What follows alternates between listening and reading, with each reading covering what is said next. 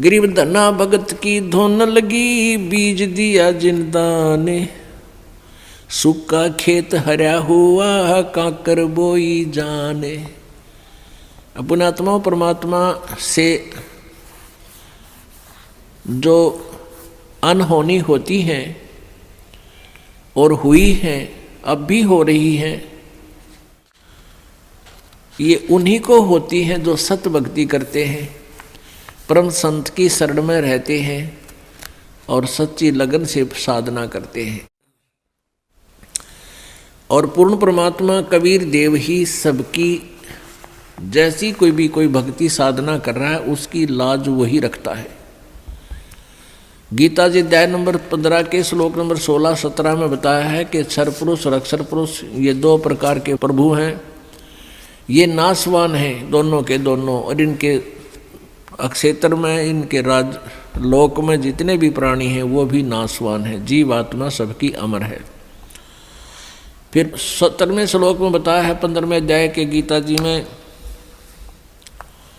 कि उत्तम पुरुष तु अन्य परमात्मा इति उदाहरते, यह लोक तरम आविश्य विभर्ति अवय ईश्वर है।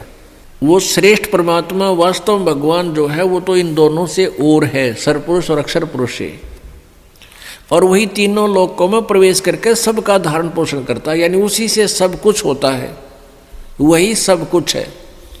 जैसे पौधे को, पेड़ को जड़ से, मूल से आहार प्राप्त होता है, उसमें जो भी फिर आगे विकास हो रहा है वो आहार से ही हो रहा है। भाई इतना ही समझना काफ़ी है बुद्धिमान के लिए।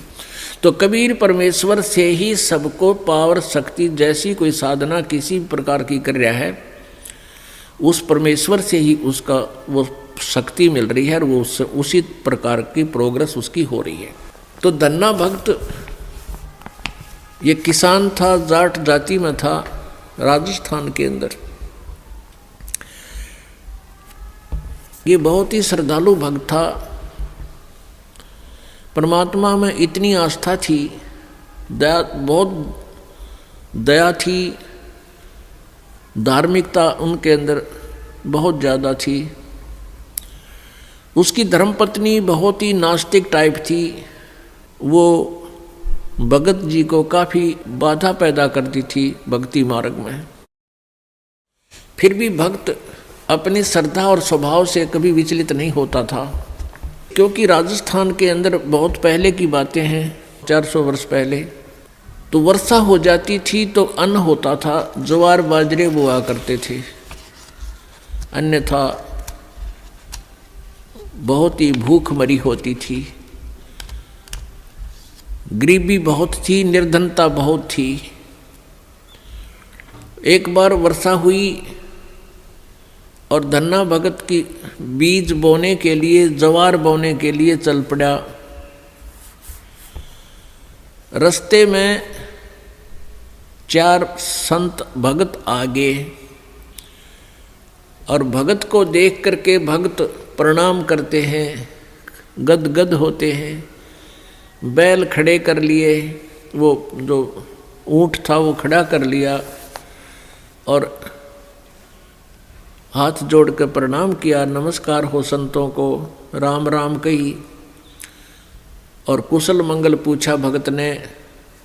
तो उन भक्तों ने बताया कि कुशल काहे की है भगत, 4 दिन हो गए रोटी नहीं खा ली, 3-4 दिन हो गए कोई अन्न नहीं मिला, हम ऐसे तीर्थ यात्रा पर जा रहे हैं।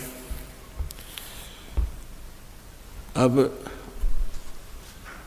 धन्ना भगत जी ने सोचा 4 दिन हो गए रोटी नहीं खाई, ये मरेंगे, निढाल हो रहे हैं बिल्कुल।